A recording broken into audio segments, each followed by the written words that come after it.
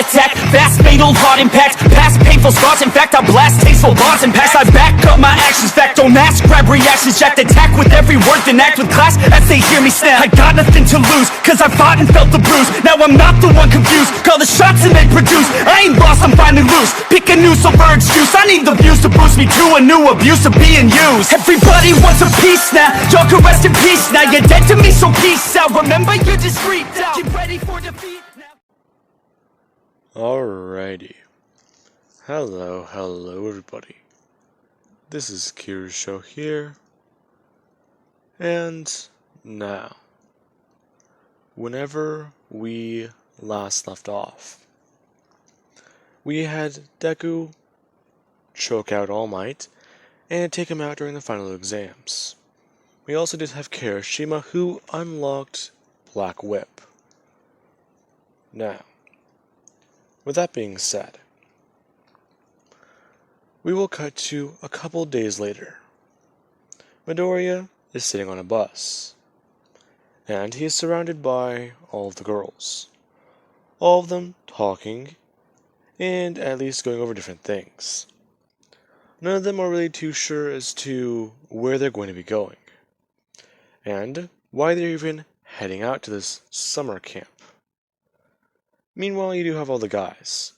Some of them are talking and actually at least trying to figure things out, while you do have some of the more other guys, like, what would you call them? You have Mineta, Sero, and I believe Denki, all staring daggers into Midoriya. Meanwhile, we will cut back a couple of days, from Midoriya's point of view. He is just thinking, okay, so Merlin wanted to talk to him about something. Exactly what is it? Melissa, All Might, and Deku eventually arriving where Merlin's place is. Or something just being teleported to her house. Now, Midoriya, well, these three do meet their copies basically, being sat down and informed about small little details. Along with the older version of Midoriya, you can call him, or the one that went to the Day of the Dead. That's a song. The Land of the Dead, basically telling Midoriya about his experiences there. The place seems to be very barren. There are things that will try and fight sometimes, but other than that, it's really just fine. With all that time of wandering, they've also run into quite a lot of people. This confused Midoriya, until Merlin informs the real one about what happened. Now, Merlin, she basically uses invasion, putting a finger on the older Midoriya's head and one onto our Midoriya, him being able to see the memories, watching as he's walking through a place. It's nothing new, it's nothing different, until he actually just walk through a passing and meet another copy of Melissa. The two talking for roughly a little bit of time as they are both searching, before they run into Deku's mother. This Deku going through quite a lot and learning quite a bit, talking with and seeing his mother once again, being able to properly say goodbye to her. Now, he also did make a promise, something that he knows could be possible, saving her life and bringing her back. He wants to steal her from Death's grip. Now, this is what Midoriya learns, along with at least being informed by the older one that, within his head now too, is another technique he's been developing. Technique? Yep. It's a rather strange one. What is it? I guess you can call it Fox Hunt. Fox Hunt? Kinda. you gotta be sneaky and steal something from a person. However, if they're caught off guard, you'll only be able to take one object from them.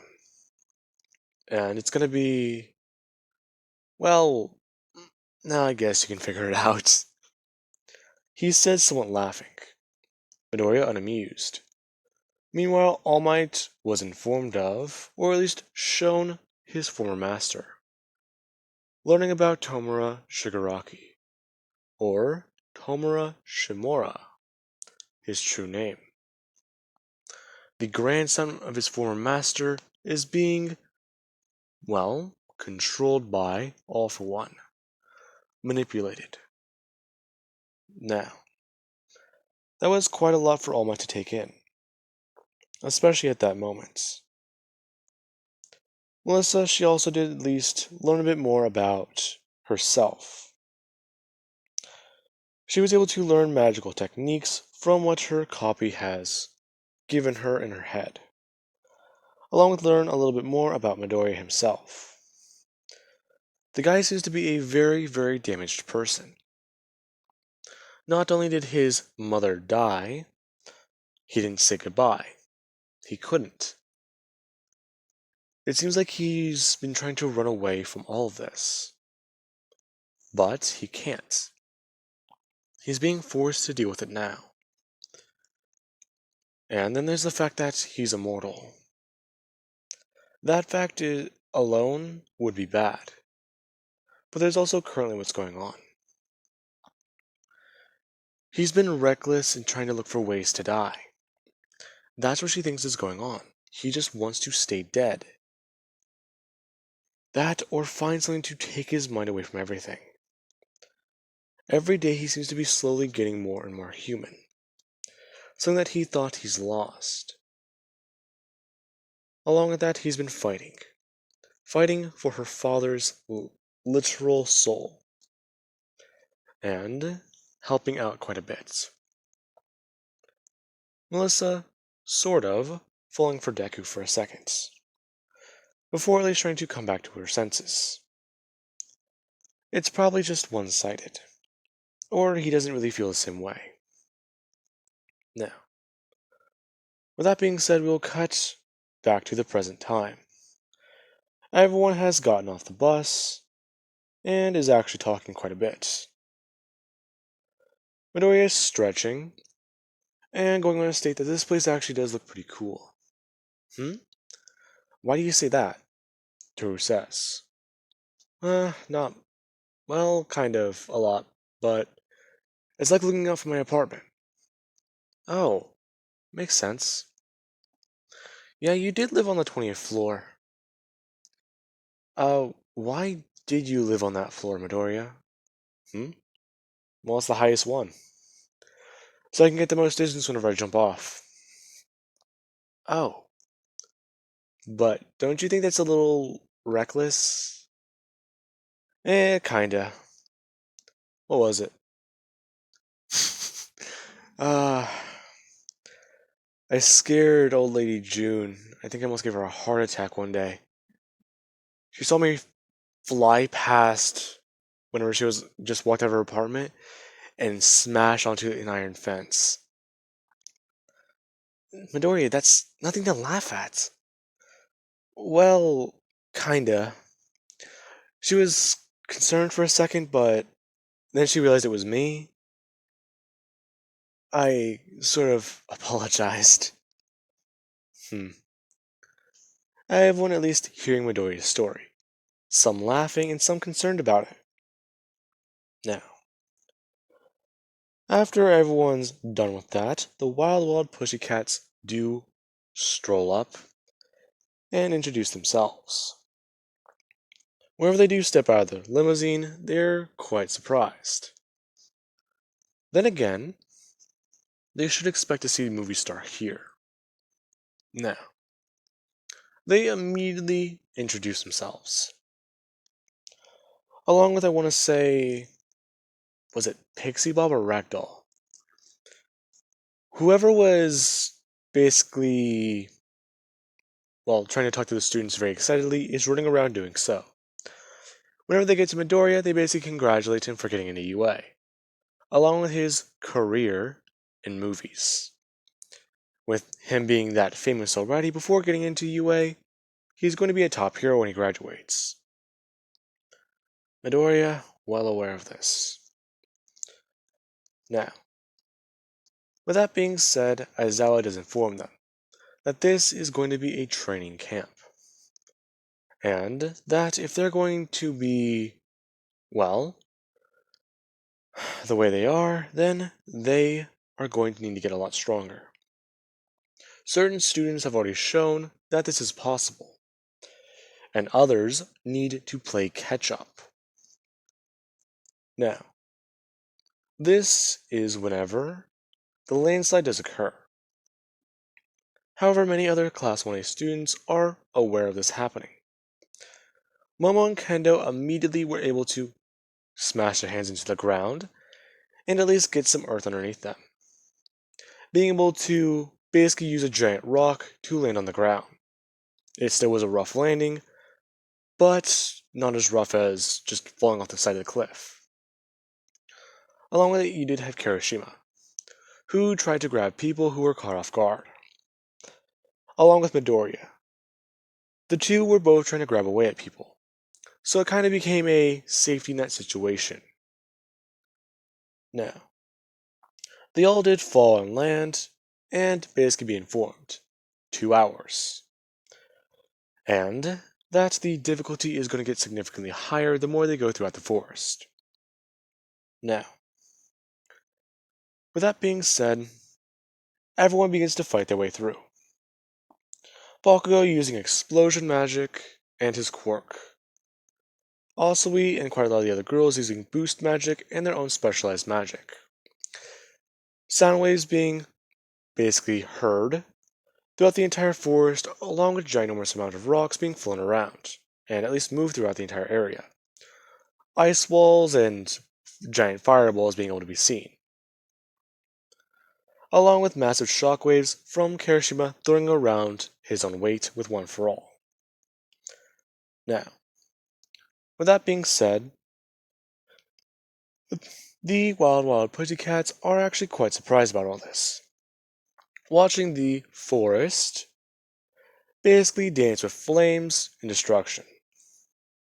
Asking Mr. Aizawa if that is really Class 1A. And they're not third years or pro heroes already.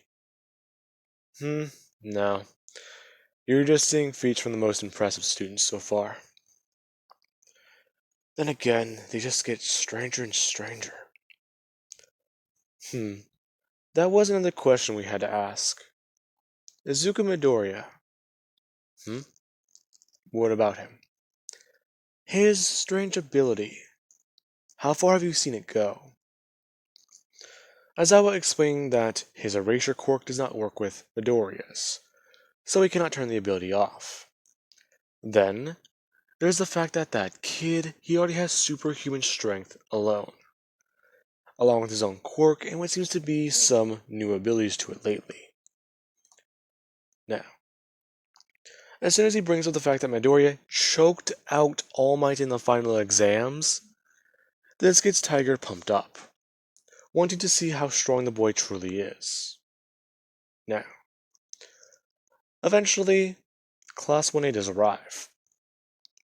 You have people like Midoriya, Todoroki, Bakugo, and some of the girls, who are relatively unscathed. Meanwhile, for the rest of Class 1A, they've been running through hell trying to survive. And I say that that would be a very big understatement. Now, as soon as the limousine does eventually pull up, it's quite surprising.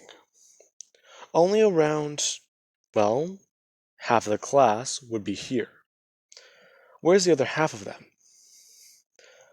That being said, whenever you do have a green streak fly past one of their faces, immediately surprising and shocking all of them. Someone shouting out that it's a villain. Before Asui does actually try and get her legs underneath her and try and stop, to slow down. As soon as she does actually get her feet underneath her and try to slide, she just keeps going, sliding back into the forest, not surprising everyone. How did she... Hmm. It seems that she doesn't know when to stop turning that thing on. Yeah, I don't think boost magic is a very good suit for her quirk. Ironically, it's too well done. Her quickly running out of the forest and apologizing for almost hitting them. Tiger basically saying that she was going at the speed of a missile. There's nothing to apologize for. Now, he basically just keeps getting pumped up and more pumped up every time one of these students does seem to impress him.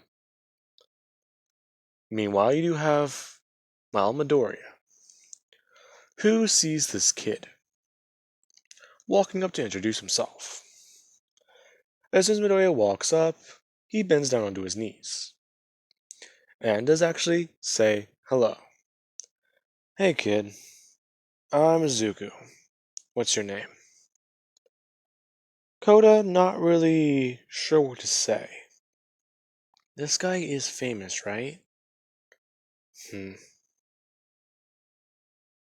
Him going to open his mouth before just deciding not to talk. Walking away from Midoriya. He's at least seen one of his movies, so he's not really too sure what to talk to him about. Huh. Okay, that kid's kinda weird. Midoriya turning his head, seeing something in the corner of his eye. Before, at least, his attention going back to Class 1A. You see something, Midoriya? No, must have just been my imagination. We're all fine.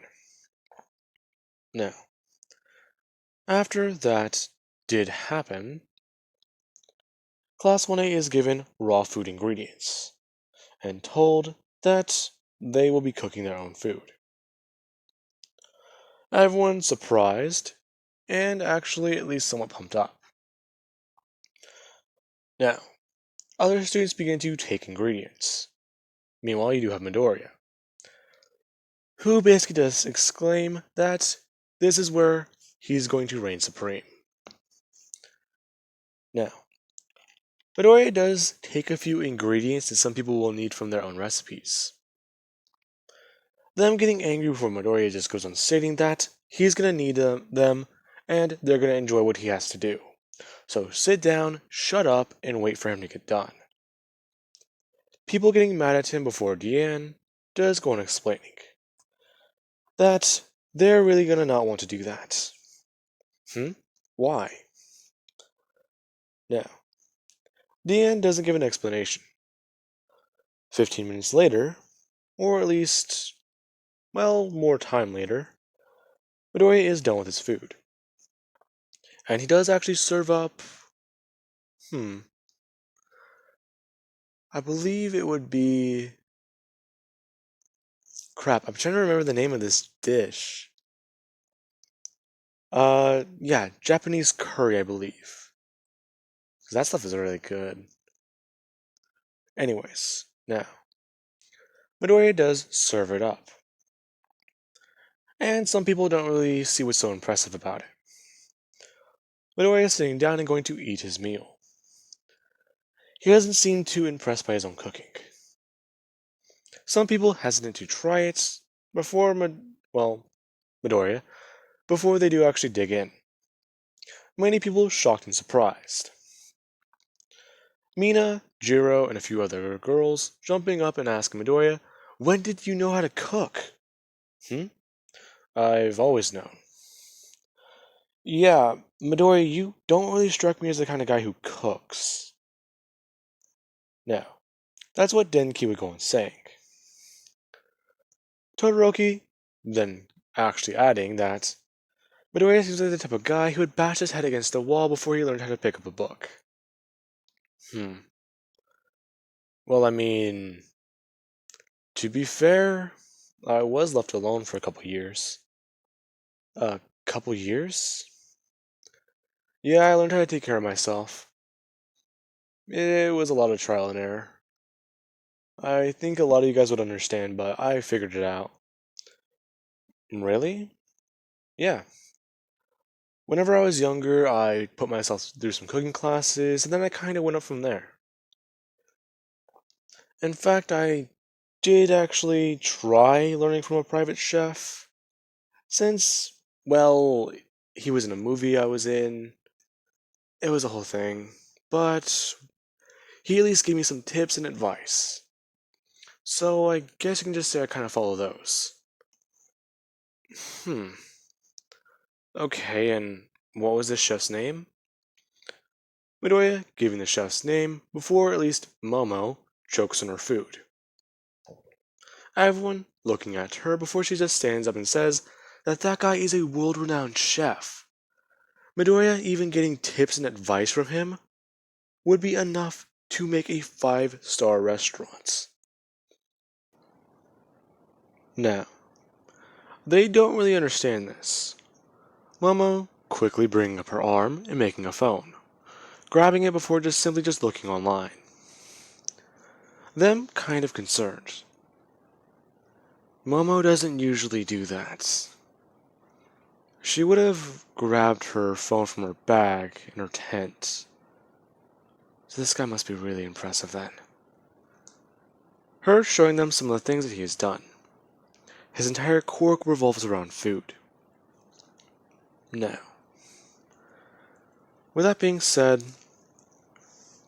that's over with, and they all do go to sleep, getting some rest before their training early in the morning. Now, after everyone is paired up with and basically given their own task, you do have Midori who does want to try and use his strange ability. So, kid, hmm? Midori looking up and seeing the copy of him. Hmm? What are you doing here? Not much. Besides, don't worry about me. I kinda have to. How are you in front of me? I'm an illusion. Think about it like this. Whenever I disappeared, or, well, the piece of my soul that, well, our soul, went back together, a whole bunch of stuff, yada yada yada, magic magic, you're gonna be seeing me for a while. Huh. Okay, but anyways, do you know about this strange thing I can do then? Oh, the, well, fox hunt. Basically, what you're gonna want to do is look at a person. Mm-hmm. Then what you're gonna want to do is use your magic. Bring up your hand and get in real close. If you're able to get close enough without someone being aware, you're going to take an item. Pick it. However, if they know you're there, well, you kind of get a random item. Or at least the smallest thing they have on them. Hmm. So it's like pickpocketing. Yeah, basically. Okay. Well then. I guess that makes this a whole lot easier. Midoriya trying to explain his quirk to the teachers. Before he does get paired up with, well, let's say Momo. Since she is busy currently sitting down and eating while using her quirk, she is not focused, meaning that Midoriya can take an item from her. However, this does not go according to plan. Whenever she is eating, she actually does spot Midoriya out of the corner of her eye. And her objective, whenever she does see Midoriya, or does at least see him in the corner of her vision, is to turn and throw a blade. Stab him, basically. Or coat him in acid, or possibly even just injure him. She was unaware of the pickpocket portion. However, as soon as she spotted him and she went to go turn around, Midoriya used this ability. Her immediately just freezing and stopping, before dropping to her knees with her face red. This confusing Midoriya. Now, she does actually look up at him and ask him what did he just do? Hmm? I stole something. Obviously, but why those? Why what? Midoriya says, bring his hand up, and seeing exactly what he has in his hand. Uncrumpling them. I'm pretty sure everyone knows the joke I'm making here. Konosuba. Enough said. Now, for those of you who don't understand it, yeah, I think I gave enough hints away. Just know that Mineta would be jealous. Anyway guys, that's enough joking around right now. I believe that I can leave this part off of here.